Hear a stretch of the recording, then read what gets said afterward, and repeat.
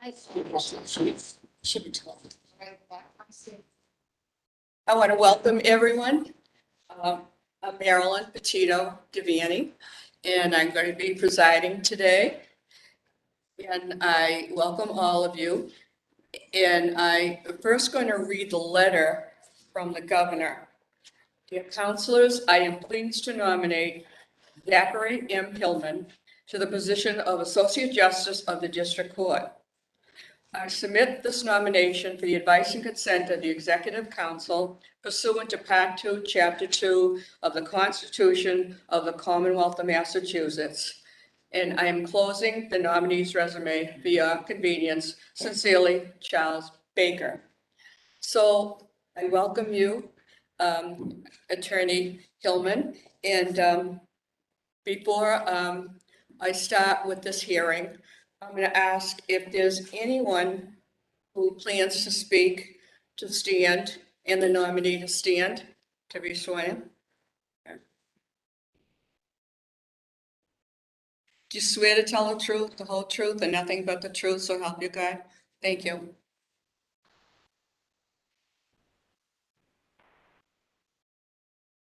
So, first of all, would you like to introduce these people who have come and taken from their schedule to be here to support you? Certainly, thank you. With me today is Chief Justice Paul Dalley, Helen Saksa, a former colleague of mine from the Nominee's office, Attorney Aviva Gerash, Joe Jackson from the District Court, my wife Sarah, my mother Kay, Judge Sarah Ellis from the District Court, Justice Joseph Ditkoff from the Appeals Court, and Justice Gaziano from the Supreme Judicial Court. Okay. Well, for me, I have to tell you, it's such an honor to have, especially your guests, but for the judges who came today, it's such an honor for me because I was honored to vote for you and twice for Judge Gaziano. So I'm going to call on your witnesses. And I will first call on Judge Gaziano. If you could take a seat over here beside the nominee. We should stand. Wow.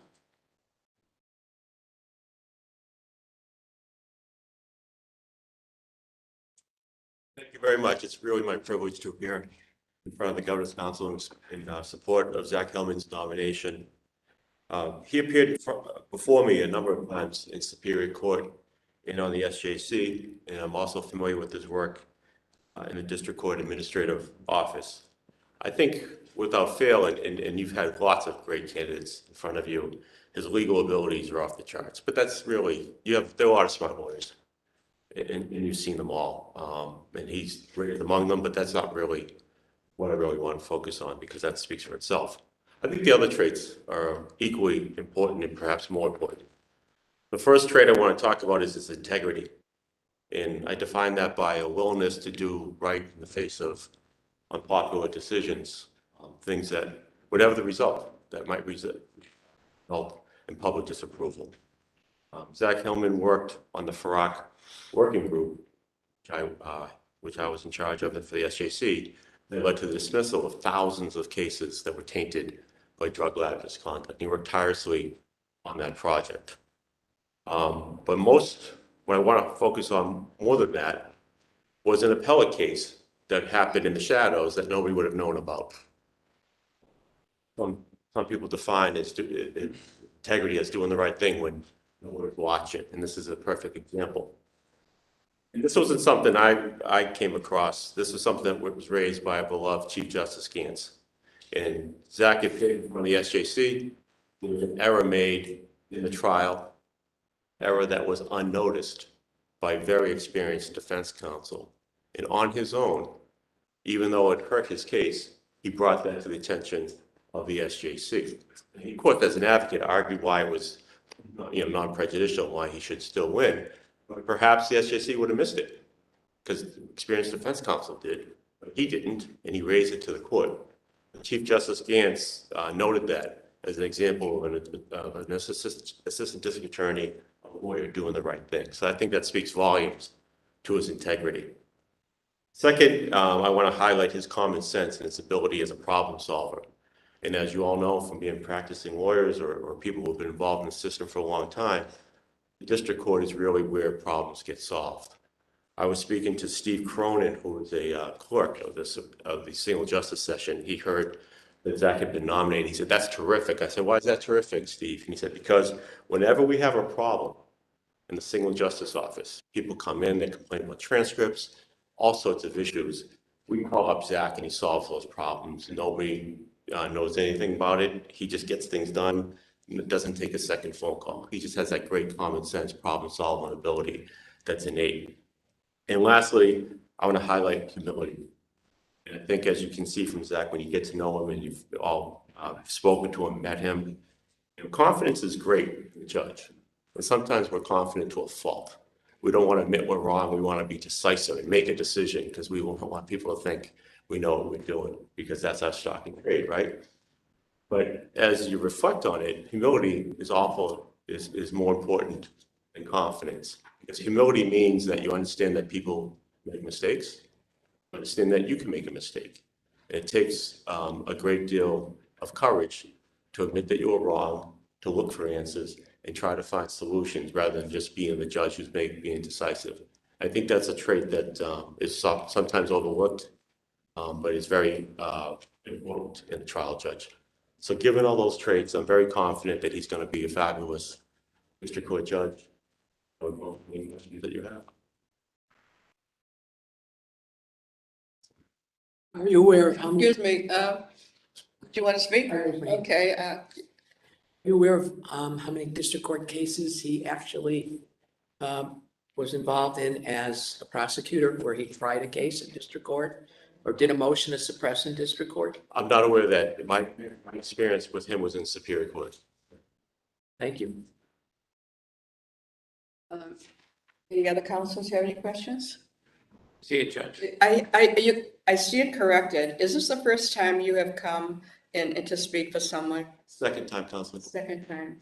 Well, I welcome you. And again, it was my honor to vote for you twice, and so deserving to be on our highest court. Thank you for all your service. And I'll tell you, this is a wonderful tribute to this nominee for you to come and speak for him. Thank you. And I also want to thank Justice Didcock for taking from your time to to come here and to support the nominee. I appreciate that. So our next, first of all, now that we have another counselor here, I'd like to introduce the counselors. Counselor Iannella, Counselor Duff, Counselor Kennedy, Counselor Hurley, Good afternoon. Counselor Ferrara, and Counselor Jubinville. Okay, so your next nominee is, now I hope I pronounce this right, Aviva Gerash. How'd I do? Very Okay, better. welcome, sit down. Thank you so much for being in your esteemed presence. I will say this is the first time I've been here, and if there is anybody that I will come here for, Excuse me, you can take off your mask. We're all vaccinated here, I want you to know. So if you people want to take off your mask, we're safe in here, okay? thank you. If there's anybody that I would come here for, it would be Zach Hillman. I have to honestly say that that Justice Gaziano really stole my thunder and said virtually everything that I wanted to say about Zach Hillman. I take a different perspective, though, because I think I'm the only defense attorney here. So I can tell you that as a practical matter, defense attorneys, although we're by and large pleased with the nominations who go onto the bench, we always have a sigh whenever we see another prosecutor nominated to the bench instead of the defense counsel. But I would say that when I saw Zach was nominated, I was beyond delighted.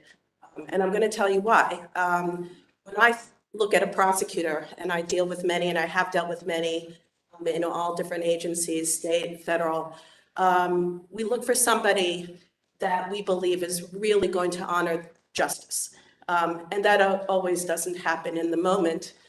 Prosecutors, even defense attorneys, can become very territorial, can look at the shiny object at the end of the day. But that's not Zach. Zach is, I feel it in my heart that Zach is going to do the right thing. He, for all the reasons that I will not repeat that Justice Gaziano said so eloquently, he is going to be all those people. He's going to bring integrity. He's going to bring fairness. He's going to bring humility. And I also think he's going to bring perspective, because he has perspective from being on the floor, arguing before judges, understanding and listening to what it is that justices or judges are looking for, and then being honestly responsive to that.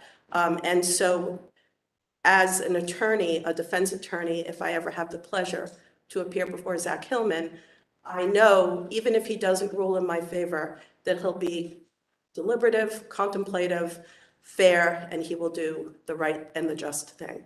And I'll answer any questions. Yeah. Any questions? Counsel Kennedy? Another question. It's great to see you. I haven't seen you in a long time. And Likewise. used to do a lot of cases Yes. together. You always do a great job. Thank you so much. Counsel, Yes, you're a defense attorney. Where is your practice? My practice, I have an office in Boston with my. Oh, no, what courts? I practice, well, it'd probably be easier to say where I don't practice, but I would think that I've been pretty much in every jurisdiction, most district courts, most superior courts, federal. I think I've only not tried a case on the Cape and Islands, pretty much. Well, you should go there. It's a very, I wish I could. where did you get to know Attorney Hillman? Thank you. I was hoping you would ask. Attorney Hillman and I met initially because he second seated a very, very challenging murder case. And often the first seat, John Pappas, who is an excellent prosecutor, was unavailable. And so Zach stood in on status conferences and the like. And we talked a lot. And I was really struck by how thoughtful he was. We spoke about the case. He didn't take a very combative stance with me, which really struck me very favorably at the time, because I knew that this was one of his first trials that he was participating in on the trial level and not the post-conviction or appeals unit. And rather taking a defensive stance as if I know what I'm doing and I don't have to prove myself. He really wanted to learn. He really wanted to get to know the practice, the ins and outs, really, frankly, in a very remarkable way. I was so impressed by that. And then a couple of years later, I was pleasantly surprised to learn that he had taken over a case as first seat on a case that was unusual in factual pattern, but also had very severe sentencing ramifications if convicted on habitual offender and ACC, all the like. We were trying the case, and first of all, he was grace under pressure. It was his first trial, I think. And frankly, a first trial, a superior court trial, and a serious one at that.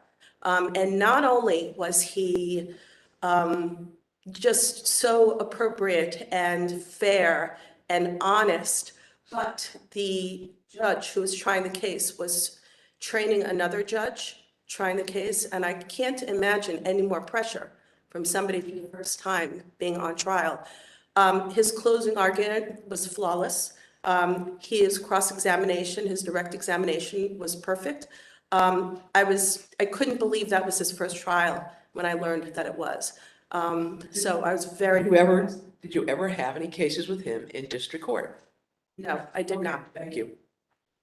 I apologize if I didn't realize that the question was directed only to district court. No, I wanted to let you go, so. Yeah. Thank you. is there one case that comes to mind that he counseled you that you were so impressed with?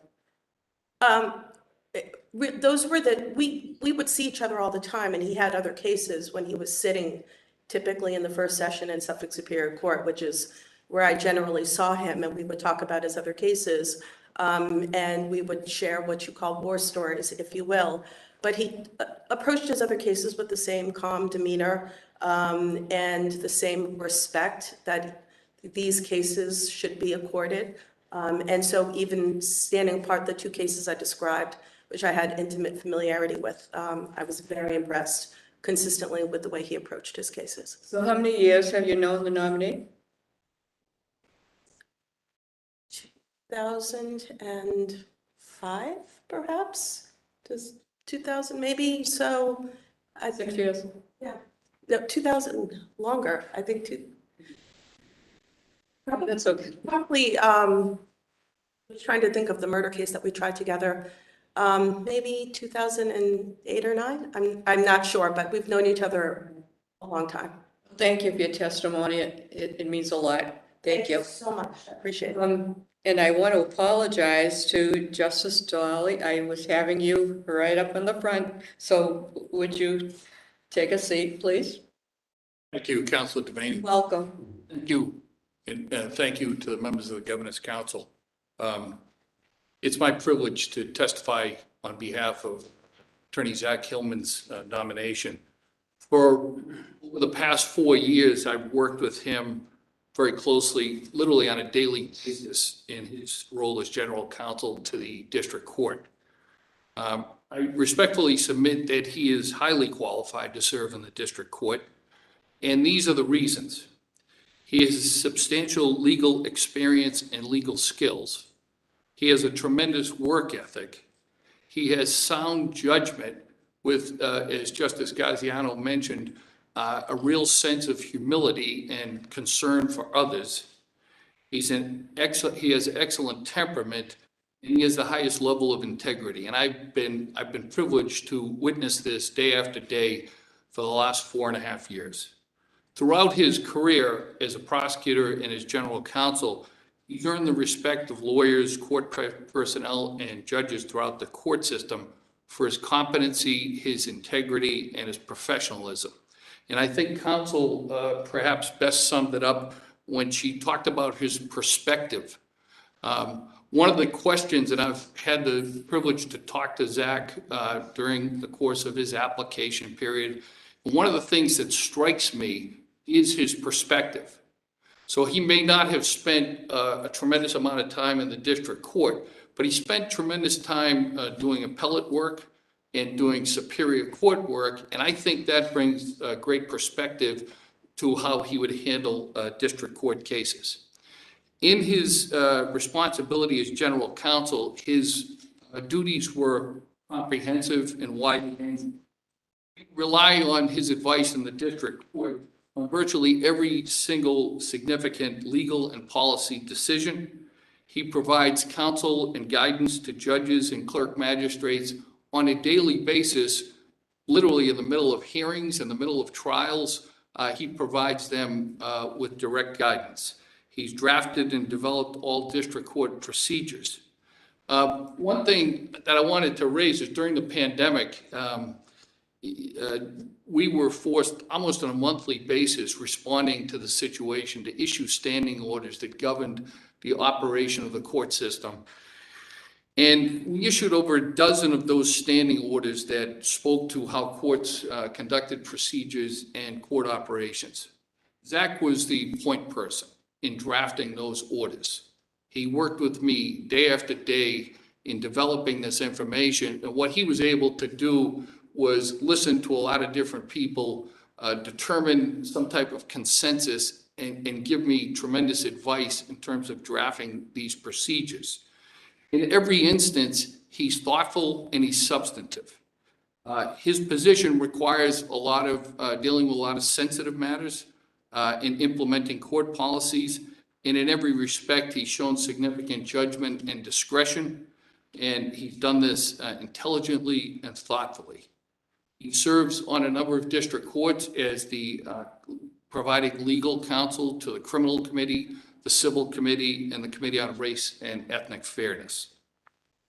And he often serves, I just want to emphasize, he often serves as a point of reference for judges and lawyers throughout the system seeking substantive procedural and practical legal advice. Most importantly, and I'd echo what Justice Gaziano said, you can be the smartest person in the room and not necessarily the most effective judge. But I just want to take a moment to tell you the type of person he is. He's thoughtful, he's kind, he's decent, and he's considerate. I have never seen him exercise anything but those attributes on a day-to-day basis for almost 5 years now. His entire career has been defined by sound reason and judgment, by balance and fairness, and I suggest to you, if you confirm his nomination, he'll bring those attributes to the community courts that we serve. For all of these reasons, I submit that his professional and personal attributes make him an exceptional nominee. I support his nomination. I respectfully ask you to support his nomination, and I thank you for the opportunity to appear today before you. Thank you very much. Councilor Jubinville. I'm having a problem because I've gotten so many calls that clerks and judges continually call him daily to solve problems in the court system. So if he's gone out of that role, judges and clerks aren't going to know what the hell to do in this Commonwealth. You know, the truth is, it's a substantial challenge for me. I see Justice Didkoff here. I see Justice Sarah Ellis here, and Zach Hillman. We've got great legal staff, but it's a significant loss to the district court, but it's also would be a great gain for the people of the Commonwealth if he were serving as a judge. I think those judges aren't going to know what to do. Thank you. Thank you. Any other questions? See you, Judge. I just want to ask you, what do you think is the greatest strength that the nominee brings to the bench? Is how he treats other people. It's more, so professionally, he's just top notch in every way, but personally, he's even more impressive. How he treats people, how he listens to people, how he cares about people and cares about the world we live in. That's what makes him exceptional. Thank you very much. Thank you for coming. Our next nominee is, and excuse me for mispronouncing, Helen Saksa. Please tell me how you pronounce your name. I'm so sorry. No worries. It's my name is Helen Saksa. Okay. Sakse, and you pronounce it? Saksa. Okay. You're welcome.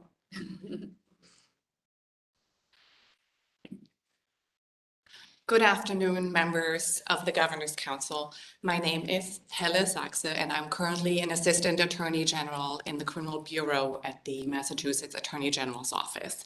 It is my great pleasure to speak to you this afternoon in support of Zachary Hillman's nomination as an Associate Justice of the District Court.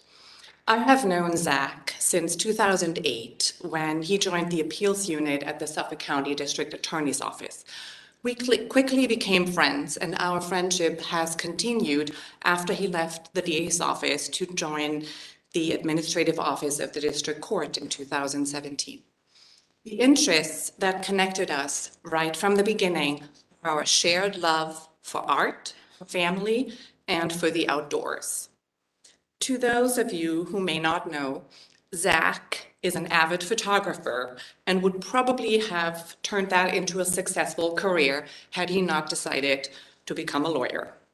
Through his lens, he is able to capture the essence and the beauty of the places and people he photographs, even if to a casual observer, they may appear simply to be an ordinary street scene. For many years, I had been telling Zach how much my family and I loved hiking in Acadia National Park in Maine. When Zach and his wife, Sarah, decided to go, they unfortunately encountered very damp and foggy weather.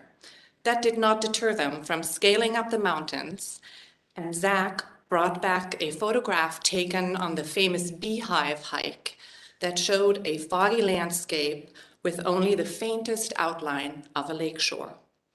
It is not your typical view of the Acadia landscape of green mountains and blue ocean, but it captures the essence of its beauty and is one of my prized possessions.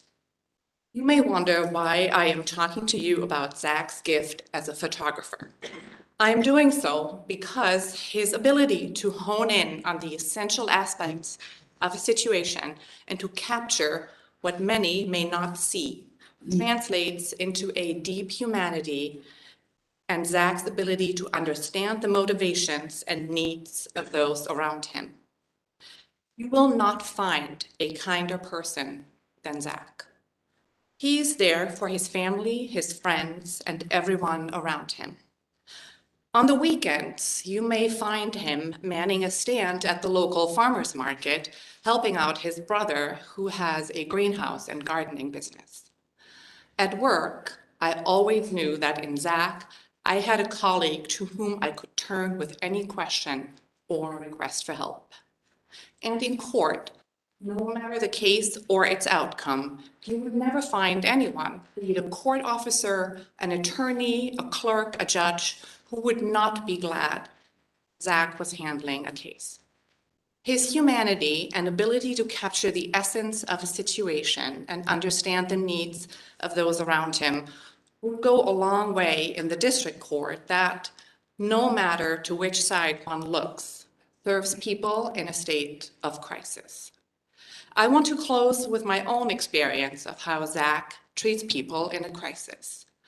Last year, during the height of the COVID pandemic, my husband was diagnosed with a recurrence of a very aggressive tumor for which he had been treated a few years ago and was to undergo intensive treatment at Dana-Farber. When Zach found out about it, he immediately sprung into action.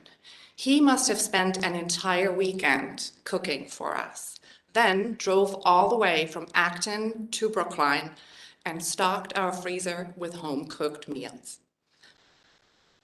This was a true sign of his deep humanity and character, and I wholeheartedly support Zach Hillman's nomination as an Associate Justice of the District Court. Thank you. Thank you very much. Any councils have any questions? Councilor Hurley. So you knew him from the Superior Court Appellate Division? From the appeals unit at the Suffolk DA's office. Okay, so the appeals unit would handle any appeals, whether it's a Superior Court or District Court?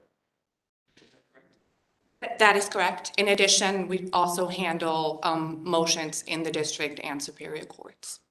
Motions for? For a new trial, also on occasion, motions to suppress.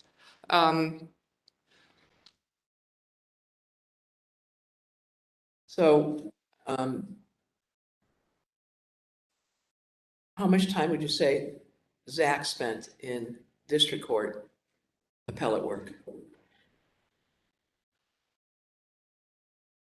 I would say more than 50% of his appellate practice would have had to be district court because that's where the vast majority of cases are generated. And did that include anything on sentencing? Always, yes. How? Sentence appeals were also handled by our office. It often comes up in briefing or motions to revise and revoke a sentence, which would also be handled by the appeals unit. So how much of his practice there would have been in sentencing? Well, that is difficult to put a number on. I think we handled major appeals on sentencing issues in the appeals unit, and I cannot tell you which of those cases were Zach's in particular, but the way the team worked was that cases of that nature that would go to oral argument would always be handled by, or mooted at least, by a team of lawyers, and there would be team discussions on how to proceed with an issue, especially if a major rule interpretation or advocacy for a rule change when it was at issue. And so Zach was always a critical member of that team and would have been involved in those decisions. Thank you. Councilor Aiello. Very compelling testimony. Thank you. What about you? I am from a city called Bielefeld, which is near Hanover in the northern part of Germany. The only reason I asked, my son works for, he's a lawyer. He's lived in Germany, he's living in Germany since third year. He works for Fragman, and he lives in Frankfurt. 6 months ago, really beautiful. Thank you. Any other questions? Thank you for coming. It's very important for me to see witnesses who really know the nominee. I've seen people sitting in your chair and I've said, how long have you known him? Oh, once in court. That doesn't make it, but you tell me about what personal attributes come forward to you when you see him, when you're working with him. He's someone I would always and completely trust with any issue I have, whether it's personal or professional.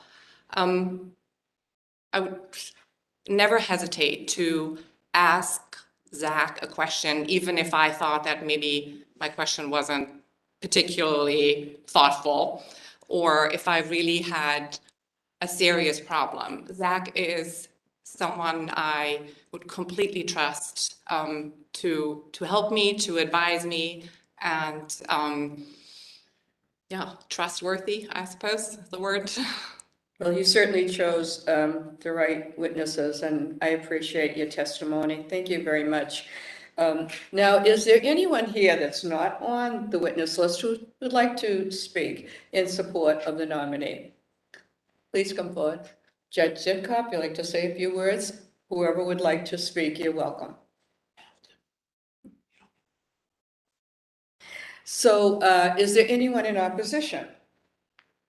Hearing none. Now it's your turn for your presentation. Thank you very much. Good afternoon. I'd like to begin by thanking this council for this opportunity. Special thanks to Councilor Petito Devaney for hosting me.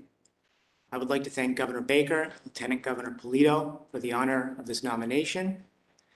I would also like to express my gratitude to the JNC and the Joint Bar, Bob Ross, Lauren Green Petrino, and Emily Gauthier, and Justice Gaziano, Chief Justice Dalley, Attorney Jerusalem, and Attorney Saksa for speaking on my behalf. I would not be sitting in this chair today were it not for all the support, opportunity, and mentorship that I've been blessed with throughout my career. I would like to thank District Attorney Dan Conley for the opportunity he provided to me and the support that he has shown me throughout the years, as well as all of that from my colleagues from the District Attorney's Office. Thank you, Chief Dalley, for the opportunity to work with the court and for your trust, encouragement, and mentorship. I'd like to thank all of my colleagues in the court for their collegiality and all the hard work that they do. And I would like to thank all of the judges, clerks, and court staff before whom I've appeared through the years, and all of my colleagues of the bar. It is a privilege and an honor to practice law in Massachusetts because of the professionalism and collegiality of the bench and the bar. Nor would I be sitting here today without the encouragement and support of my family. My parents raised me and my siblings in Fitchburg, Massachusetts. My siblings and I are all proud graduates of Fitchburg Public Schools. My wife is too. And my parents and siblings still live there. My mother is a retired public high school teacher. My father, after running a small private law practice, has served as a judge in different capacities for over 30 years. They encouraged each of their own kids to pursue their own path and supported us unconditionally as we figured out what that meant. Leading by example, they also made sure that they instilled in us values of hard work, empathy, humility, and compassion. My sister is just entering her second career as a nurse. She just passed her boards a couple weeks ago. And my brother is a small business owner running a nursery in Green. They and their spouses are terrific parents and inspire me with their combination of hard work and humor. I would also like to thank my parents-in-law, my brothers and sisters-in-law, and my nieces and nephews. I'm blessed to have them in my life. And I truly would not be here were it not for the love and support of my wife, Sarah. I am in awe of her talent as a designer and an artist, and she inspires me by who she is. She's my partner and the best thing that's ever happened to me.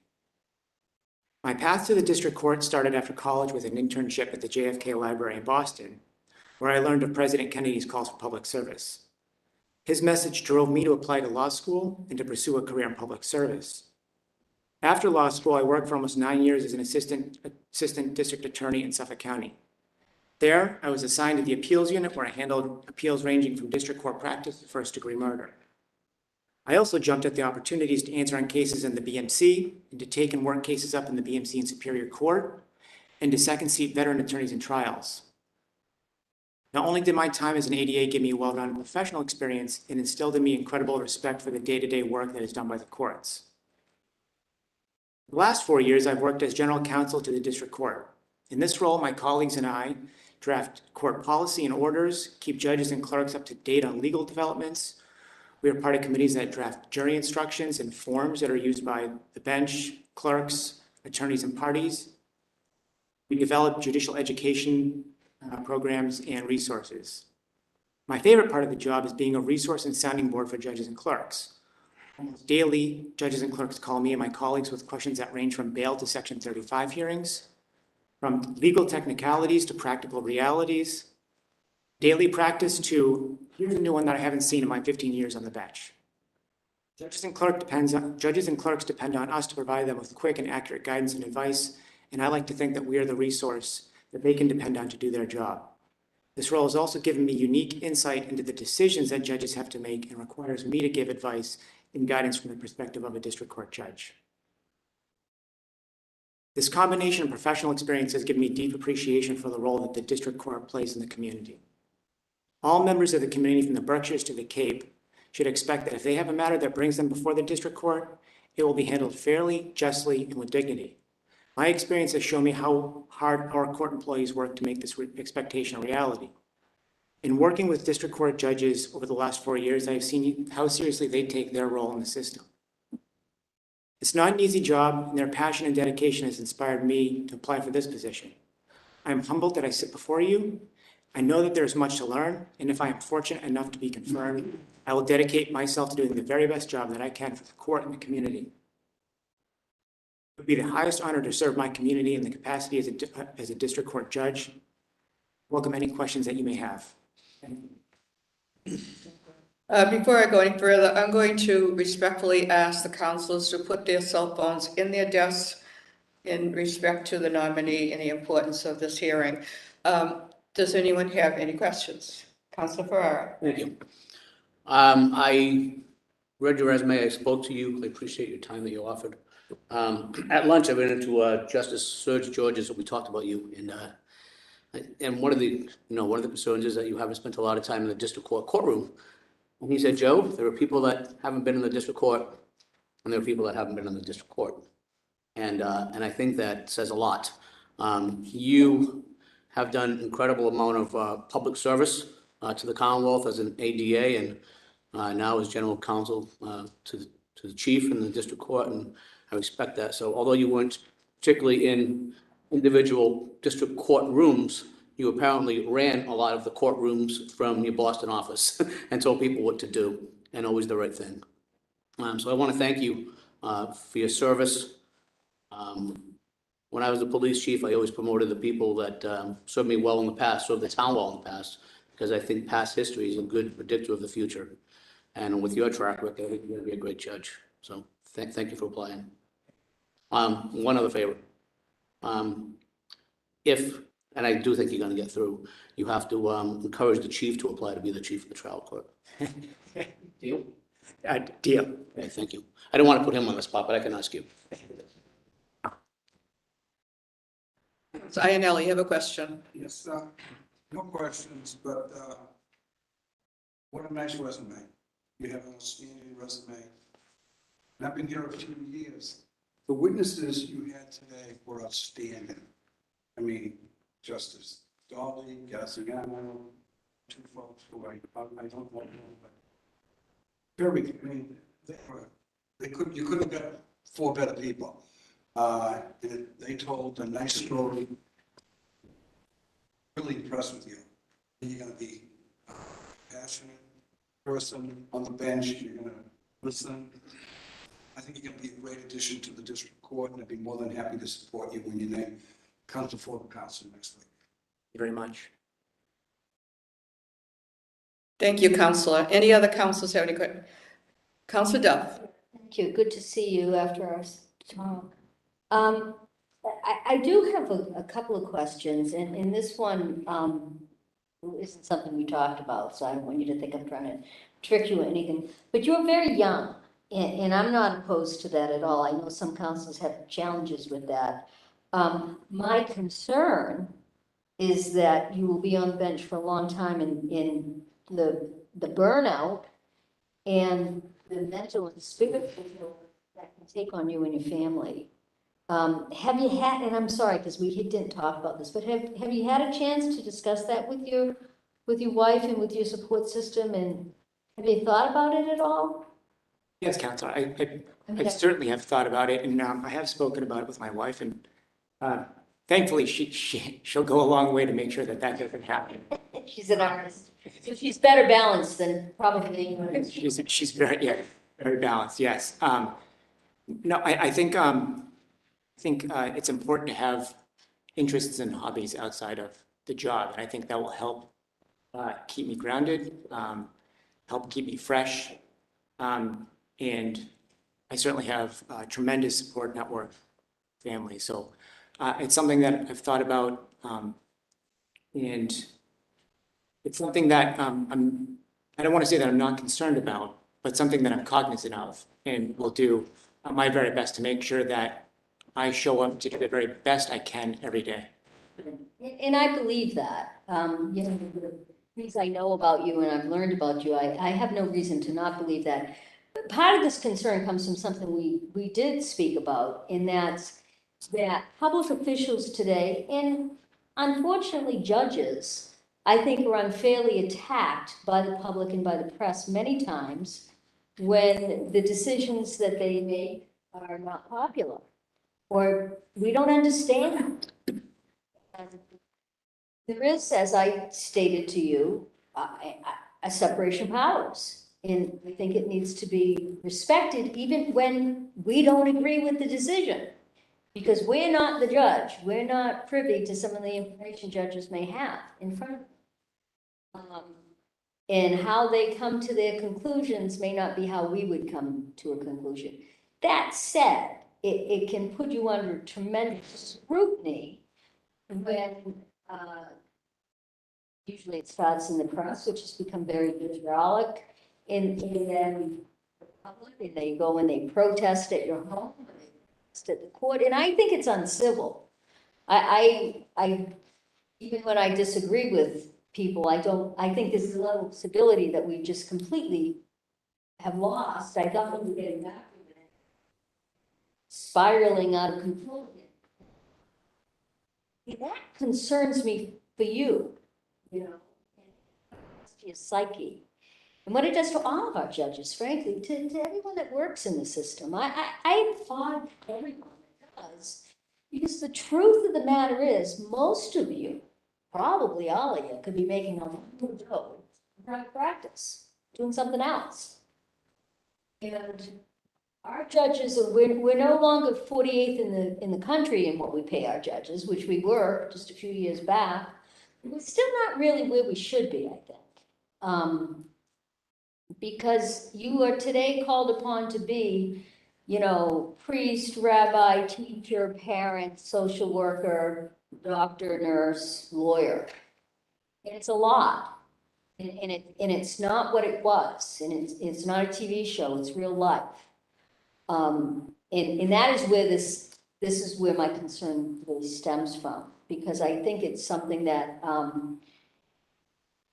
you need to pay very careful attention to, and you need to know. And I'm actually quite thrilled your wife is an artist, because that says to me in Eileen land that you're probably a pretty grounded person and have a good sense of self and can be a good support, because our support is so important in this work. So that's my speech on that. What do you see as some of the bigger issues that you may face as a judge if you go through? Systematically, I think right now we, like many parts of our society, lack resources to clinicians, treatment providers. As you know, many of the people who come into our courts have mental health issues, and they have substance use or alcohol use disorders. And what we've seen is that we're struggling a bit finding enough clinicians to handle the load. So I think, and that's not just unique to the court system. I was speaking with my sister-in-law, the RPA teacher, and they are experiencing the same thing as well in their field. So I think systematically that's something that we're struggling with, and our judges and our staff are doing the best they can in that regard. That's a great observation, and thank you for bringing that to our attention. I was at a conference recently, and The Economist spoke. I found quite fascinating because one of the things, the thing that stuck with me is he talked about we're in an economy we have literally never seen before, where we don't have people to fill jobs. And actually, the unemployment numbers came out today, they're lower than they've been. It's not that people aren't working, it's that they found other work. And they've made choices not to do work that they don't find sometimes monetarily rewarding, but spiritually rewarding. And they don't want to do things where they feel they've been abused. And I think we see this even in DCF. I mean, it's very easy for us as elected officials to sit in any chair in this building and attack the people who work for DCF. But when you're paying social workers $15, $18, $20 an hour, and they have unbelievable caseloads, that's what you get in a capitalist society. And there is such a thing as supply and demand. We're just not used to seeing the demand coming from the workers when we have a supply issue. It's very different than anything we've ever seen. And that's a great piece of information for us as councils to have, because community services are critical to anyone succeeding, because our job really isn't, yes, sometimes people will be incarcerated, but the job is to rehabilitate, I think. I don't know if you agree with that, but to me, the job is to get people out and paying taxes, get them out and get them working, get them out and being productive. I don't want to, it's not just about being punitive. And yes, indeed, there are some terrible people that perhaps shouldn't see the light of day. I'm not an idiot. But most people, I think, end up in jail and sometimes prison because they've done a really stupid thing. They made a bad choice. And so how do we help them make better choices? And some of that is by providing community services. So thank you for that observation, because I think that's important. And I will say again, because I've said it before, it is very du jour to talk about funding for beds. And I keep asking for funding, and we're asking for beds, and we're asking for that. But how hard are we asking? Because we ain't doing it, because we're not funding them. And it's real easy for us to all point the fingers at everybody else, but every single person who sits in this building, every single one of us who's elected, has a higher responsibility. We should be held to a higher standard. I absolutely believe that. We have been entrusted by the public to do a job, and we have to find ways of doing it. And we have to come up with some really different ideas, because what we're doing, as Councilor Jubenville has said many times, it ain't working. We're not going to arrest our way out of these problems. So that brings me to another question, and I hope you don't feel like I'm trying to, these aren't things we really spoke about, but I know we have sentencing guidelines, and there's always been a controversy with those, with some of the counsels who appear in court. That they're just guidelines, but judges feel tied to them and such. And if you're a new judge, of course, there's a learning period, and there's a growth chart and everything. But one of the things that I would hope to see, and I'm wondering if you would consider it, is creative sentencing, in new ideas, in thinking, you know, I hate to use the cliche outside the box, but really outside the box. Have you considered that? Do you and your colleagues, when you're out, I'm seeing this woman's face of intent, do you talk about this? Do you share ideas and different thoughts on this sort of thing, or what do you think about it? Tell me. I'm not in court. I'm not a lawyer. Tell me what you think. Well, I think sentencing has to start with the individual case before the judge. And there can't be one size fits all when it comes to a sentencing philosophy. I do think that as judges go through the goals of sentencing, and rehabilitation being one of the big goals of sentencing, judges should consider what might be the best tools that are available to them to make sure that that person can get what they need to become rehabilitated. And if that requires thinking outside the box, so long as it's within legal parameters, then I think that that's something that a judge could consider. What do you think of the other goals of sentencing? Because you said rehabilitation is one. What are some of the others? Protection of the public, safety of the public, protection and safety of victims, punishment, deterrence. Those are some of the other factors that I think judges should and have to consider when they're developing a goal for a particular sentence. I agree with much of that. And what's the difference between deterrence and punishment? Well, they're certainly perhaps closely related, but I think that as far as the goals of sentencing, as we're taught in the case law, I think punishment is you are actually, as a judge, punishing the person for the act that they committed, whereas if you can simultaneously impose some portion of the sentence that is going to act to ensure that they don't do that again.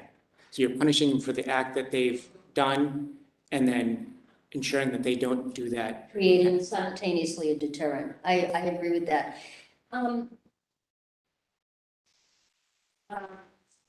So taking this yet a step further, because this is a subject that I find fascinating. When does punishment end?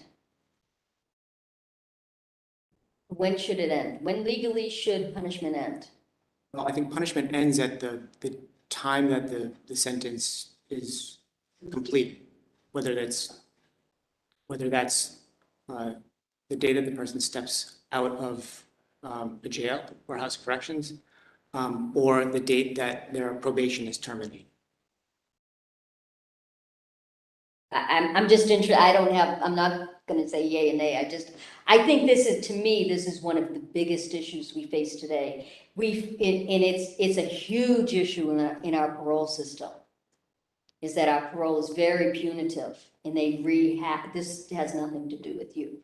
But it is a public safety issue, because we are having I got a letter today from a prisoner saying this exact thing. I'm not even applying for parole again. I'm going to serve my sentence and I'm walking out of here, because it's the only way the punishment stops. Wow, that's really, really, really scary. That is a huge public safety issue. Anyway, but it's just food for thought on that. Judge George is on the state Supreme Court. He and I have talked. He gave a wonderful speech a couple of months ago. I think it may have been in Worcester. And I liked it so much that I called him up and thanked him for it, and said, this was before I had some issues in my family where I couldn't get together, but I want to sit and talk to him more about it, and more about and it's really sort of the recreation and creativity of how judges can think about sentencing that may be more effective than what we're doing. And I don't know what the answers are. I mean, I'm just running my mouth. But I do think, but I think it's important to have the conversations, and I'm happy because I see some of your colleagues really paying attention, including the Justice Dalley, who I have such deep admiration and respect for, because I think these are the keys to getting people back working in productive. It makes no economic sense to keep people in jail forever.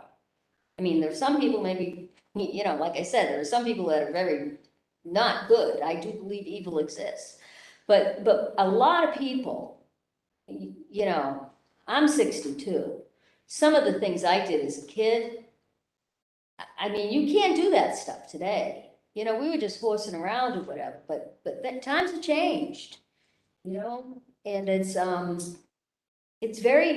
quite serious, and people make mistakes. They do make mistakes. And so how do we help them? How do we punish them? How do we rehabilitate them? And how do we reintegrate them into society so we haven't actually taught them how to become a criminal? That's one of my biggest concerns. So anyway, thank you for your time and for your answers. I'm not going to go on to this because I like talking to you. You're smart, and you have a good mind. I think that's nimble and can think quickly. I told you before, one of the most important attributes that I like in any person is if they can change my mind. If they can make me see something differently. So I hope that if you ascend to the bench, that you will keep your mind open enough so somebody may be able to change it sometime. Because that's where the growth happens. And that's where learning happens. And that's exciting.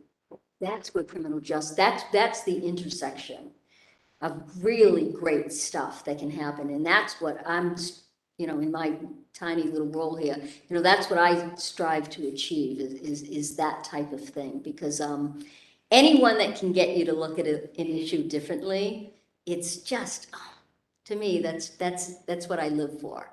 I think it's fantastic. So thank you, sir, for your time. Thank you for your application. I appreciate it. Thank you, Madam Chair. Thank you, Councilor Duff. Councilor Hurley. Last but not least, Last but not least. you know what? I was standing that way, but they raised their hands first before I called on you. All right, so we talked at some length a couple times, and what struck me about your application was that all of the instances that you described were Superior Court cases. And yet you're applying for the district court. And the cases that, for the most part, you were involved in was the appeals unit, with the exception of sitting first or second chair on murder cases. So my concern is, it's like saying that you're a brain surgeon, trained to be a brain surgeon, but you want me to hire you at my hospital to be OBGYN.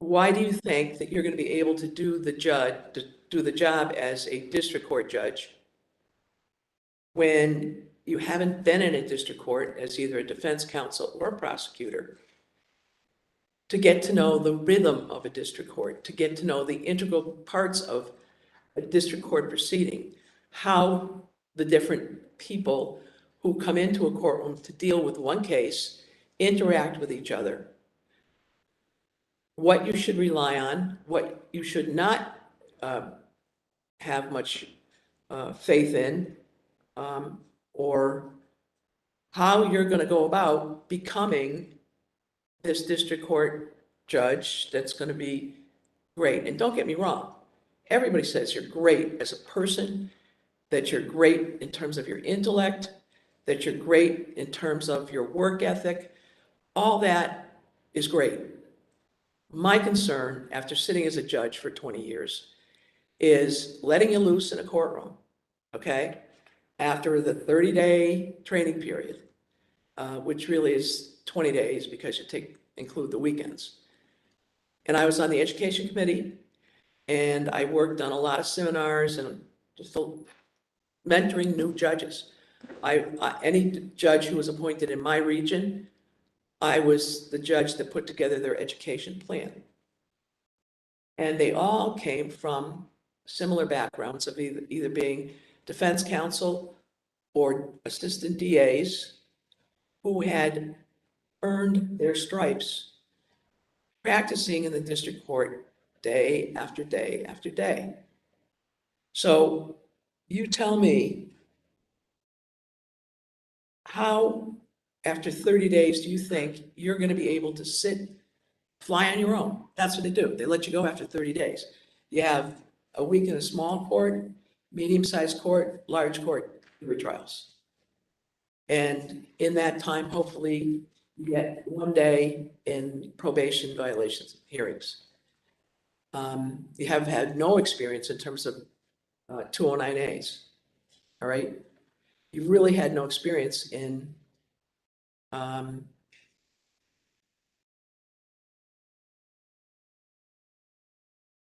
doing the judicial response, all of which that's fine. But what is it that you have that after 30 days is going to allow you to be a great district court judge? Counselor, I appreciate the question. I appreciate the concern, and I think it's fair. I recognize that I don't have the same degree of experience being in a district court or the BMC on a day in, day out basis. If I'm fortunate enough to be confirmed, I would do three things. I would draw on my experience that I've had over the last 4.5 years in my role as counsel to the district court. We wear many hats in that role, but one thing that I would draw very heavily on is my discussions with judges on an almost daily basis, talking through any number of the issues that they may have in front of them. It requires that I have on district court procedure practice or life. And some of that I've learned from my discussions with judges. I may suggest something and they say, well, that's not going to work, practically speaking. So I would draw from that experience in those discussions. When we have those discussions, it requires me to think through the issue from their perspective, from a judicial perspective. So I would draw on that experience. And I like to think that they trust me enough to call me with any number of questions or answers. They trust my foundation of what happens at the district court, but also my judgment as well. So I would draw on those discussions that I've had with the judges and clerks for whom I work. I would also draw on my experience as an ADA. Again, I was never assigned to a rotation in a district court or BMC for any very significant length of time. Although I was assigned to the appeals unit, I would jump at the opportunity when one of the divisions of the BMC, usually the central division, was short-staffed and they needed ADAs to fill in. So I would jump at those opportunities. I would go down and I would form a session alongside other ADAs who are basically training me along the way. So that I've done arraignments, I've done bail hearings, I've done pleas, I've done some sentencing arguments. Again, I don't have the same experience that someone who's a seasoned multi-year district court practitioner would have, but I've been down to the BMC enough that I feel like I have a good sense and feel for the rhythm of how things happened in that court. Not saying that there's not much to learn, because there is. I realize on a daily basis how much I don't know. And I think that's something that I would take with me to the bench. But I would draw on my experience being before judges in the BMC, as well as the Superior Court. And then thirdly, the district court is a great court. It's got amazing judges who, as I see, are amazing colleagues. And I know that courts are going to be running busy sessions and you can't jump off in every case. But I wouldn't hesitate when necessary to take a recess if I had something that I had just never encountered before, to call one of my more experienced colleagues to get their advice. Because I know that that's what happens when new judges get on the bench, and the veteran judges are more than happy to assist new judges as they make that transition. So I would draw on those three things. As I point out, recognize there's much to learn. I would soak up everything like a sponge. I get up to speed as quickly as possible. How much experience have you had in dealing with defendants in criminal cases that have drug issues? I have some experience. We had some cases when I would go down to help out in the BMC, either cases that I had or cases that I were assisting the BMC ADAs on, who did have drug dependency. I have some experience with that. I've also attended lots and lots of trainings in my time as counsel in the district court that judges go to learn about drug dependency. And I've read several articles as well. What percentage of your entire practice what you say is you have BMC experience 10%. How long ago was that, and how much of that was related to defendants with drug problems or mental health problems? It was probably 9 or 10 years ago at this point, so it's some time ago. So what was the norm 9 or 10 years ago has radically changed? Yes, I agree with that, yes. Okay. You're 41 years old. Yes. I have a few years on you.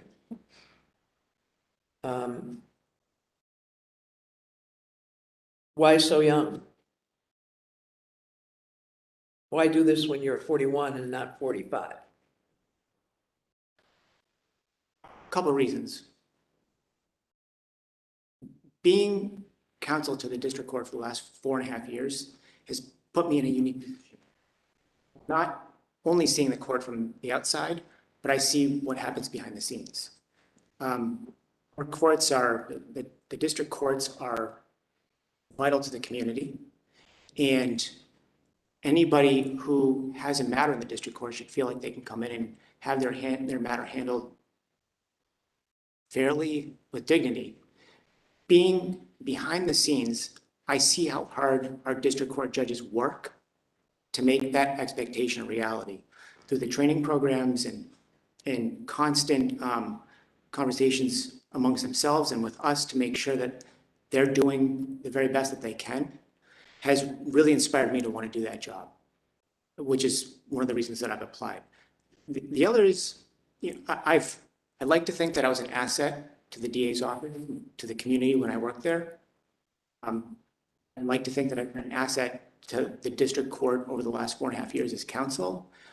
And I think those experiences, without sounding too sure of myself, will make me an asset to the court if I'm fortunate enough to be on the bench. If I'm so fortunate, I plan to be a good judge, and I plan to do that for a very long time. So I've applied now because I want to look at myself as an early investment that's going to pay long-term returns for the court and the community. Well, the reality of being a district court judge is that you don't have enough staff. You don't have enough time to do everything you need to do. You don't have somebody to research your cases and type up your opinions. The person who does that is you, okay? I did it for 20 years. I saw 2 of my dear friends both die of ALS. Both were first justices in Chicopee and in Springfield. And that's before Billy Boyle, who was the third judge to die from ALS. And I think the job that you've had for the last 4 years is easy in comparison. Easy. And the thing that concerns me is at 41, you're looking at least 25 years before retirement. And that can be wearing on you when you're the only judge, because you're so shorthanded in the district court that they take your other judge, who was to do jury trials every month, 1 week a month, they take that person away because they don't have enough judges. And you're faced with either giving it to a bigger court where you know your cases are going to get lost in the shuffle because you're the poor stepchild, or you're stupid like me and say, don't take my jury cases away. I'll do both. I'll do the primary session and the jury session. And that went along very well until one afternoon I said to my secretary, what are you doing for lunch? And she said, nothing, Judge. Why? I said, because I think I want to go to the hospital because I think I might be having a heart attack. All right, that's the district court. Right, Paul? Judge Dalley, right? As you describe a lot of the challenges that we face. Right. So I'm just saying at 40, I was 45, which is the optimal age. I found judges who got on earlier turned into cranky pants. So it's just a very difficult kind of job to do for that length of time. And so I haven't made up my mind, Zachary. I've given you more thought than I've given a lot of other nominees that have come before me. And I usually can pretty much take a look, use the knowledge and experience I have, talk to the person at length about a lot of different issues. And I'm really torn because I know you got a good heart, you got a good family, and you certainly got brain power. But I just don't want to see it get eaten up by your concern and your work ethic for it to become something that becomes burdensome. So I also have to get back for a doctor's appointment because when you retire, all you do, the only reason you retire is so you can be on time for your doctor's appointments. So I thank you for your time. You've got a lot of good qualities, and I'll be thinking about you all week long. Thank you very much, Counselor. I'm feeling that great and that got out of control. I should have been calling on people and I let them do it. I'm sorry. It's okay, I'm good. I got it you out. Yeah. Good. Thank you, Counselor. I first want to thank you. I think we met for 4 hours, and I meet with everyone, 21 years, from parole board to judge. It's important to me because I'm not voting for someone just on that paper. I want to know the whole person that's going to be on the bench. So I thank you for all that time. And I always ask the nominees to tell me your journey. How did you get to the JNC?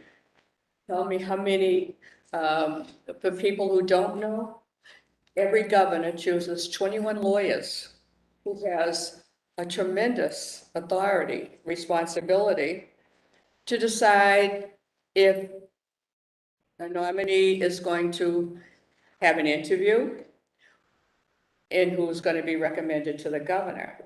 So out of the 21, how many were there? I believe there were 10 for my interview. Okay, and it's no reflection on you, but I want the public to know. I have been talking about this and talking. This is the first administration that hasn't had all of those lawyers there. They're giving a lifetime position, and half of them or more haven't met the person, haven't talked with them, haven't called them, haven't investigated, and they vote. So it goes nowhere, but I want the public to know, I'm hoping someone will act on this JNC. This JNC, under the Baker administration, has never had 21 lawyers at a hearing. And in the Salucci administration, the chair of the JNC sat the 21 lawyers down and said, if you don't attend the hearing, you don't vote on the nominee. That's a democracy. That's justice, okay? Because people think we have so much authority. I only vote on one person. I don't know how many applied. I don't know how many are rejected. I don't know how many got an interview. And that's our responsibility only to vote yes or no. So I want people to know that I think that we're getting shortchanged with this JNC. Okay, so having said that, it goes nowhere, but I want to say it. So congratulations on being appointed. Now, one of the things I was concerned about was your age, to be honest. But you know, I learned nothing is absolute, and there are exceptions to every rule. We had a 40-year-old. I was the only one that voted against him. You know why? His 2 positions that he had, that's all he did when he got out of law school, was one of 13 assistant solicitors in a city hall. One of 13 in an office. And then worked for a sheriff. And he's sitting in a district court.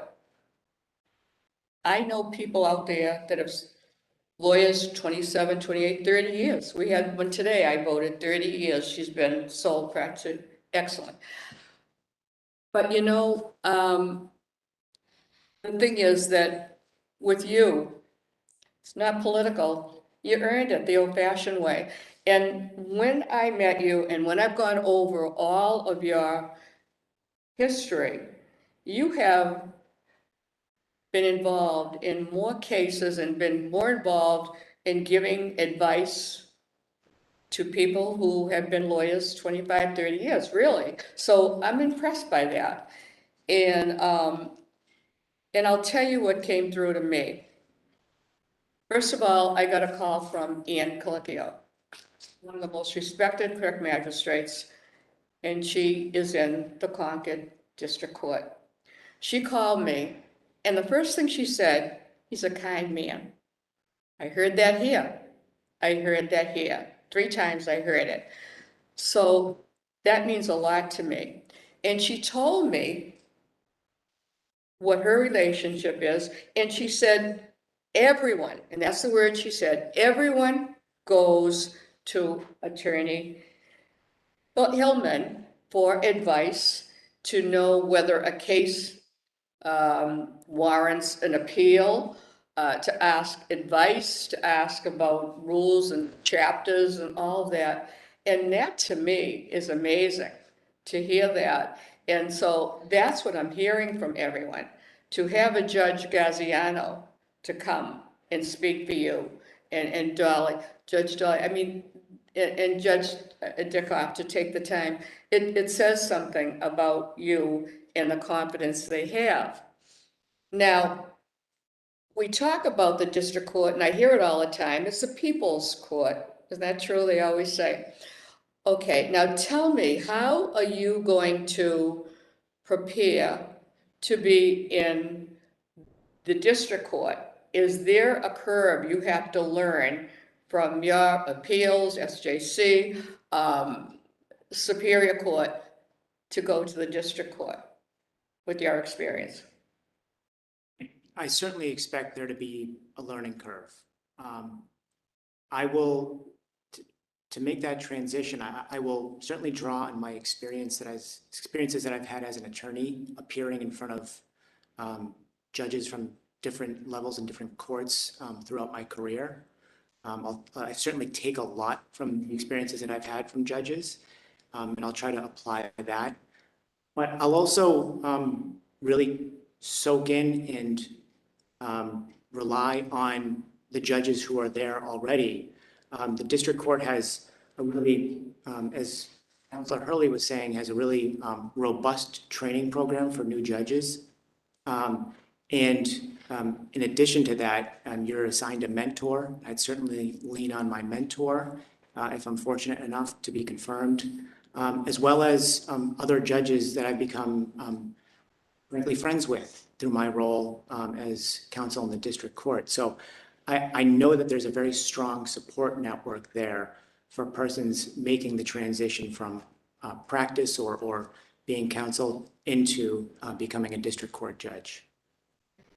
Well, I'd like you to give us the time to tell us your work experience and how you advise chief justices and clerks in all kind of complex legal matters. Tell us some of those things, and what do you feel was the most, how can I say it, the most rewarding that, that you've had, that you have advised and been the prosecutor, and tell us about that. Sure. In my role as counsel to the district court, we wear a number of different hats. We do a number of different things. We not only develop policy for the court, and that would be something that would be at the direction of Chief Justice Dalley. So he may say, I'm thinking about a new policy for the court, or we need a new policy for the court. Can you take a look at what legal impediments or what legal what the legalities behind it might be, and then can you draft it? So that's something that I do. We also are assigned to different committees with judges and other staff from the office. In those committees, we draft jury instructions that are used by judges in jury trials, and they're all posted on mass.gov. So attorneys can go to them and pull the jury instructions as they're preparing for their case. So it really serves utility to both the parties and the court. We create and draft a lot of the forms. So we need to know, for example, we're creating a reasons for bail form. We would need to know, okay, what are all the reasons that a judge can consider in determining whether or not they're going to set bail? And we put that into a format that it can be easily used by a judge, but also creates a record of it for if there were to be some challenge down the road. And then we also take calls on a daily basis from judges and clerks on anything from a motion to suppress that might be pending in front of a judge, and they'll give you the facts, and they'll want to talk about what the law is and how it might apply to the facts that they have before them. Obviously, we're not telling them what decision to make, but they want to talk through the issues with us. To something like someone who's being committed or seeking to be committed on a Section 35 petition, and whether the person is an authorized person who could petition for that Section 35.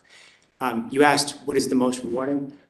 It's hard for me to say what is the most rewarding because I found it all rewarding, just as I did every case that I handled in the DA's office was rewarding because every case was important to someone. So all that work has been rewarding to me. It's hard to single out just one example. I wish that Councilor Hurley could hear this because I'm going to ask you. One of the things that you have done in your work experience is developed and implemented district court policy and educational programs for justices and for clerks. So tell us about that. Absolutely. Chief Justice Dalley has, he's designed, and along with the District Court Education Committee, has designed a really robust continuing education program for district court judges. This consists of one annual 3-day conference in which judges go, and it's just, it's all continuing legal education. It could be on something that is a newly emerging topic, or it could be something that may seem to be something that happens every day, and it's just a refresher on the topic. In addition to that, the district court does 3 regional education programs a year. So there's 4 educational programs a year at minimum. The District Court Education Committee that consists of a number of judges and some clerks and some of the staff members from the administrative office will take feedback from judges who might say, we'd really like an education program on this topic, or we'd like some guidance on that topic. And the Education Committee will take that and work up an educational program and educational resources.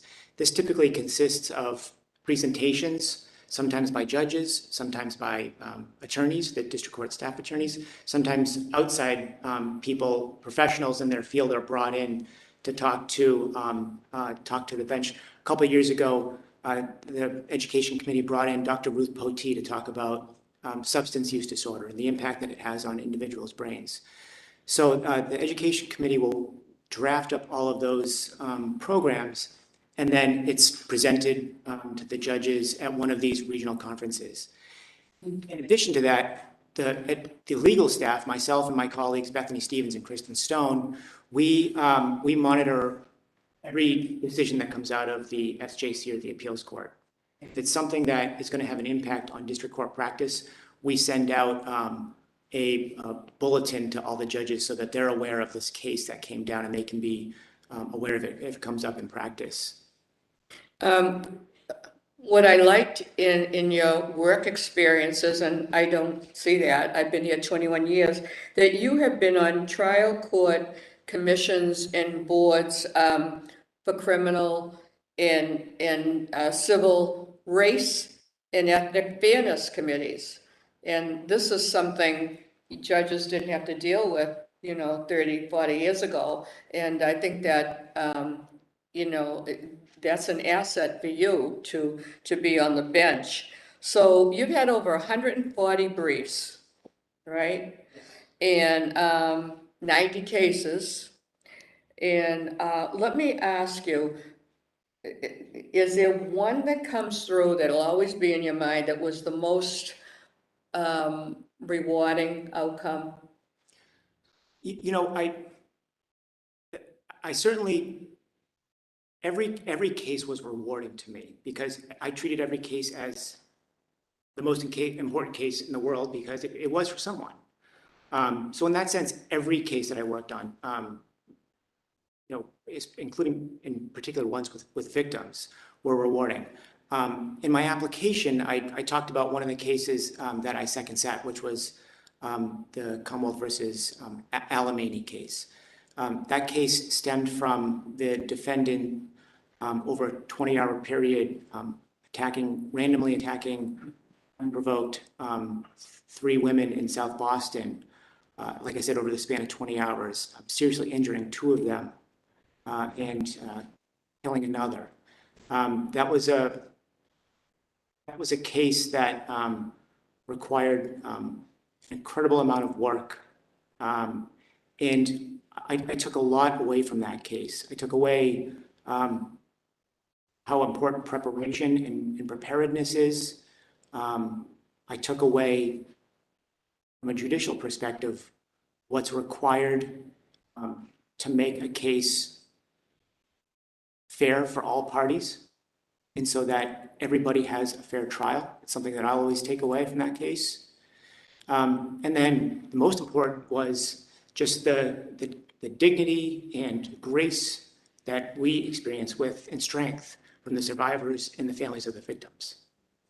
And something that I don't see in a resume too, that you've gone out to the neighborhoods, you've gone out to the residents and you've met with them. Tell me about the Somali community, because I admit my ignorance of that. So tell me how you were involved in that.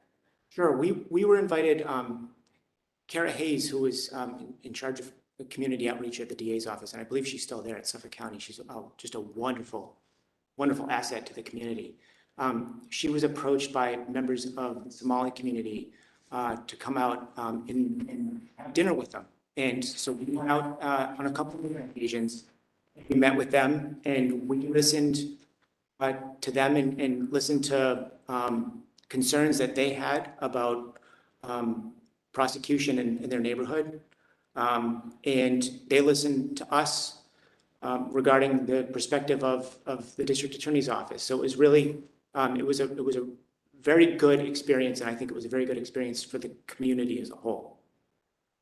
One of the cases that you had, I was impressed with, that you found an error that the Commonwealth made in that trial. Tell us about that one. Sure.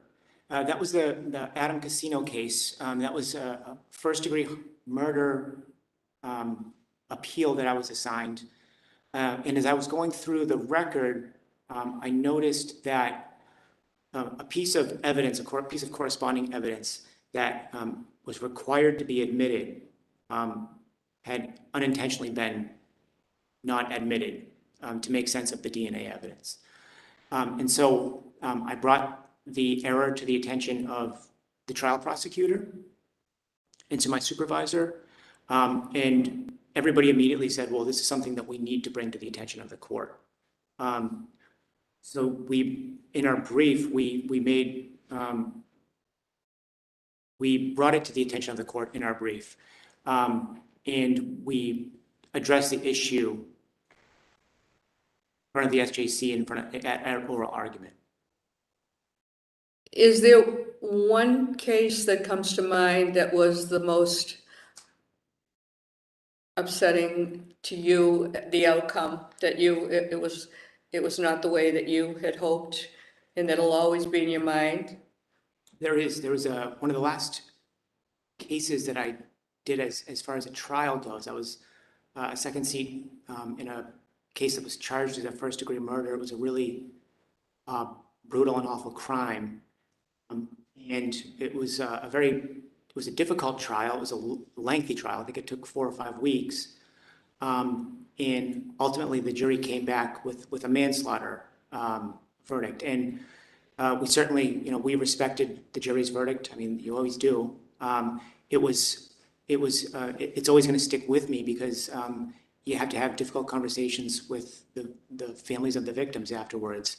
And you'll, in a sense, you feel like you let them down, and that's a difficult thing to go through. But they, as always, the victims' families, they show you grace and they show you strength. I found your work experience really unique from what I usually see. You have been involved in everything: trial preparation, prepping witnesses, researching legal issues, drafting and arguing motions, and drafting and arguing jury instructions. So having done all that, you had a case that was first-degree murder. Let me see what that was. That was let me see, Commonwealth versus Edwin Alamany? Yes. That was the one I had spoke about just a couple. Oh, I'm sorry. That's okay. Okay. That's again, that's a Yeah. Okay.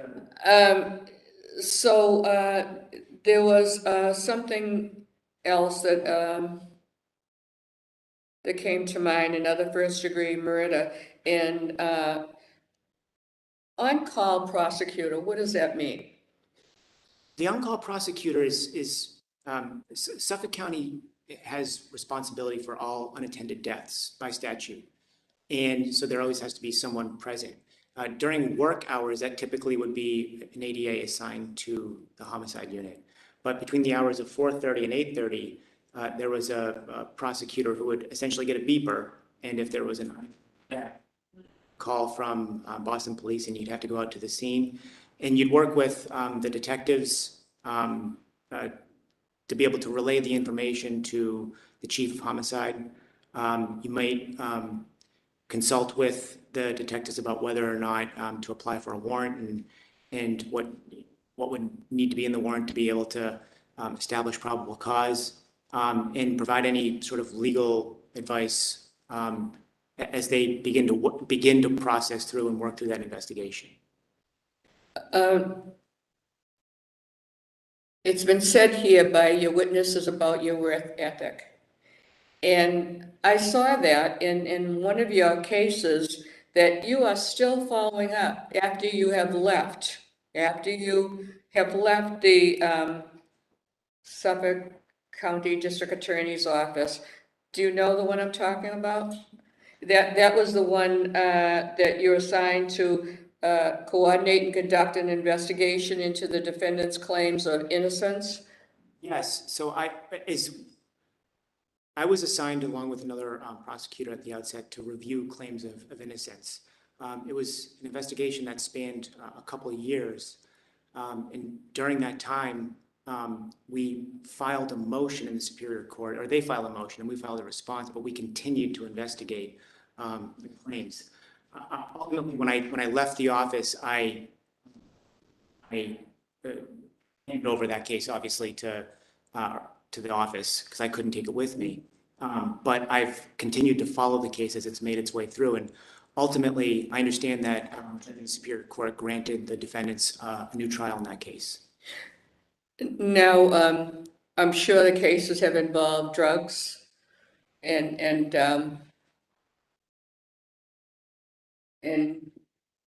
alcoholism and so forth. How would you, as a judge, how would you assist these people that come before you that are drug addicted or alcohol addicted or whatever? I mean, I've been talking about it and it goes nowhere, that we don't have enough drug treatment centers. I think we have 3. I think we have 1 for women in Framingham. And the men don't want to go to a prison for treatment. And I've said it, I've had 2 close friends that lost their sons to overdose and heroin. And you know, they have these programs, weekends or whatever. It's not enough. So what can you do with, you know, to help? They're not providing the budget here. And if you don't have the budget, you can't open these treatment centers. So that's a big problem. And I was just hoping that there would be a lobby of judges to change this budget here. I don't know what it is now, but it used to be like 1.5% to the judicial. So what is your experience and what would you like to do? Well, my experience from a judicial perspective stems mostly from my last 4 years working as counsel to the district court. The district court does have jurisdiction over so-called 35 proceedings, which are involuntary commitments of individuals who may be suffering from substance use disorder, alcohol use disorder. I've certainly learned a lot about that process in my role as the court, and I would view each matter that comes before me, because the court gets a lot of these petitions individually to determine whether or not the standard is met to have that person committed for their substance use or alcohol use disorder. From the criminal side of things, if a person is going to be sentenced to, say, a term of probation, we talked about one of the goals of sentencing being rehabilitation, and utilize the probation service. They're very good at finding treatment for individuals who may be suffering from substance use or alcohol use disorder. So that's certainly something that I would consider from the criminal side. How do you feel about the guidelines? Do you think that's something that you support, or, you know, it seems like I haven't heard anyone that supports it. I'm a big proponent of judicial discretion when it comes to sentencing. I think every case has to be decided on its own merits, on its own circumstances. And so I'm a very big proponent of judicial discretion. And what's your opinion on minimum, maximum sentencing? Again, I'm a big proponent of judicial discretion. I understand that's the legislature's prerogative, and I certainly respect that. As a judge, you have to follow the law. But I'm a big proponent of judicial discretion when it comes to sentencing. It does take discretion away from the judge, doesn't it? The judge would have to follow the law. So you even have gone out to middle school how many weeks, over 20 weeks or something you've been going out there? I think that's wonderful because adults don't even know about the court. And when someone goes into the court, naturally they're nervous and they're afraid, you know? So tell me about that program. It has been successful? Yeah, thank you for asking about that. That was a Discovering Justice program that was a part of a couple of years ago. I've been a part of it a couple of times. In fact, Attorney Saksa here did one with me. It was a great experience. We went out to the school itself, and we taught an after-school program to the kids about the legal system, and we did that through a make-believe case. They became the lawyers, and they became the judges. And so they learned not only about the law, but they got to experience it by getting up at the end of the 10 weeks or however many weeks it was in front of a judge, and they got to make their cases to the judge. So they had it was a great experience for me. It was one of the things that I looked forward to most every week. And it was a great experience, I think, for the kids because they got a sense of not only what it's like to be a lawyer, but what the law can do and how it can be impactful to someone's life. And, you know, we don't see this and with all your background and you've had writings. And I didn't ask you when we met for 4 hours, but I would like to know, tell me about that writing that you did about the prohibition on misleading a police officer. Tell us about that. Yes, that came down, that was in response to a decision that the SJC had made regarding misleading a police officer statute. And it seemed until they came out with that decision that there might be a gap in the law. And so after they issued that decision, I was fortunate enough to be able to write a comment about it in the Mass Law Review, highlighting that now that the SJC has spoken on this one particular issue, it's unclear whether there is any common law piece of this that would make interfering with a police officer a common law crime. Subsequent to that, the court did issue a decision in recognizing that there is a common law crime of obstructing a police officer. I think actually Justice Gaziano wrote the opinion. As someone who is technologically impaired, and I don't say that frivolously, I am, and I admit it, I'm very interested in pleading guilty in video teleconference. Is the defendant constitutionally present when pleading guilty by video teleconference? That was a piece that I wrote back when I was in law school, but it's interesting because it came up over the last 2 years during the pandemic when we were struggling to figure out how many court proceedings we could conduct constitutionally by video conference. Ultimately, the office gave advice to the judges that if anybody's going to be tendering a plea by video conference, they should be doing so with a waiver of their right to be in person. And so we developed a colloquy that judges could follow when they would be conducting a video conference plea or tender in those circumstances. You know, this pandemic, what it's done to everything. I've had friends that have florists that are have lost their business, and a friend that has a bakery for 30 years and out of business. But I think of the courts, and I think, how do we continue with the courts during the pandemic? Now, I think of the 209As.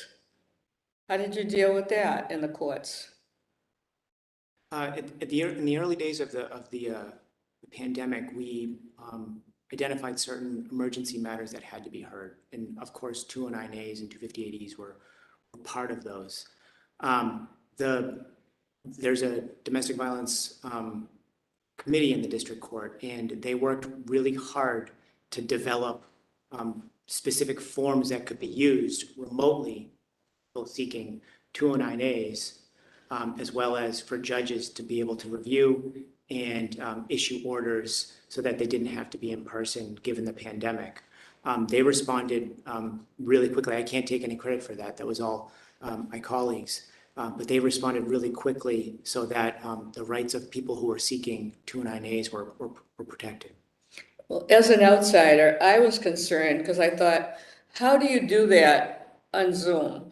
I mean, how do you see the body language of that person? How can you really know if that person is being truthful when they're accusing someone? How does that work out? Well, right now, people are coming back into court for their hearings.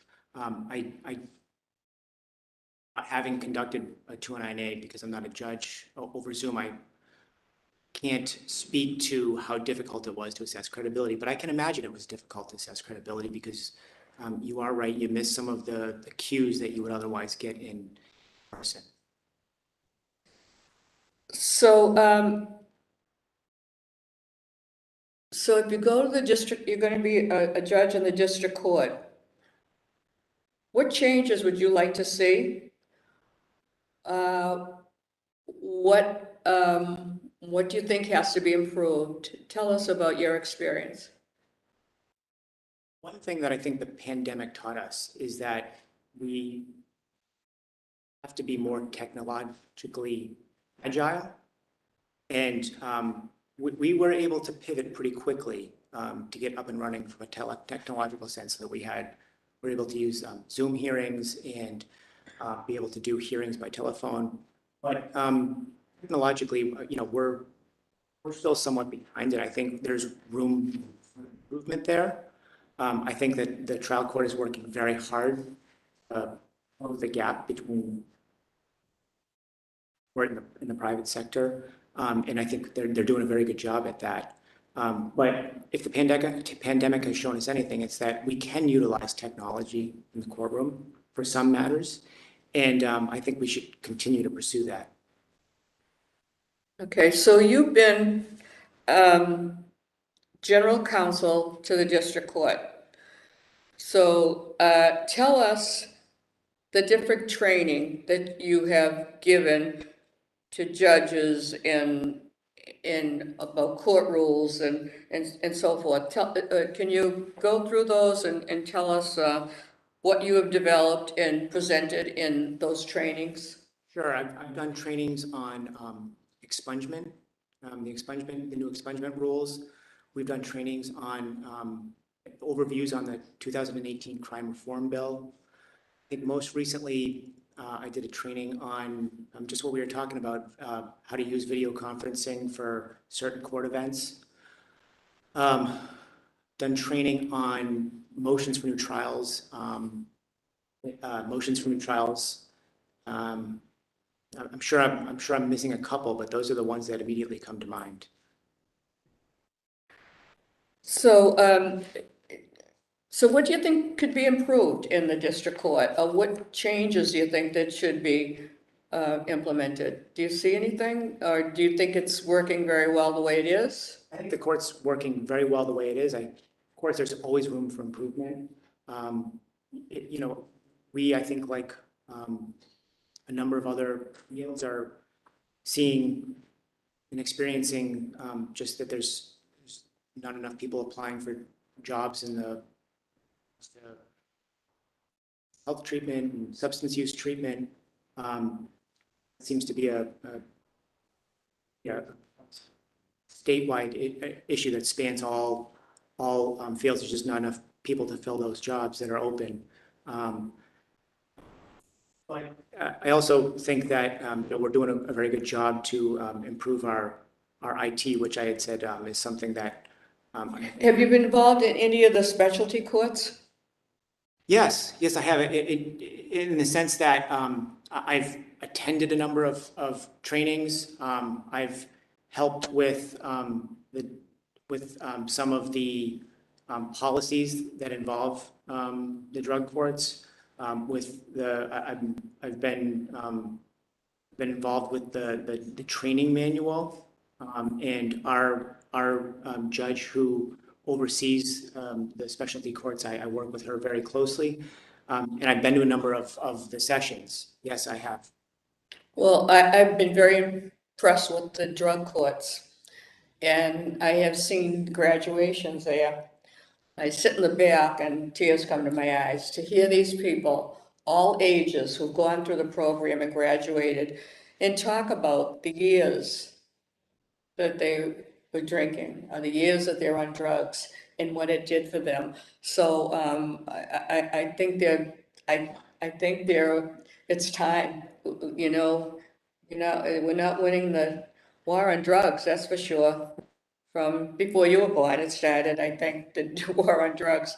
But anyway, here I am by myself. I just want to tell you that at first glance, I looked at your age and I said, oh no. And I mean that from my head and my heart, and that's how I vote. You have more experience than people who have been lawyers for 20, 30 years, really. And I am impressed because you have covered and when I talked to Ann Coligio, and she told me everyone goes to Attorney Hillman. She says, he's the one that we depend on to trust, to give us the information and how to proceed. If someone needs an appeal, to give us the advice in the proper legal, way to go. So I don't have a poker face. I am so pleased. I really am. And it was a pleasure meeting with you. Thank you for all the time that you took. And you are on the Hall of Fame for the Belgian waffle. So with Justice Gantz and Justice Ireland and Justice Hines and so many, and I thank you for taking the time to come out really seriously, because it is important, because I want to know the whole person. And I thank you all for coming, and I will be next Wednesday at our public assembly. The Lieutenant Governor will sit here, she'll preside as the chair, and she will call on me, and I will make the motion to appoint you to be a judge in the district court. And I'll be very pleased to do that. And so I am going to adjourn. Thank you all for coming.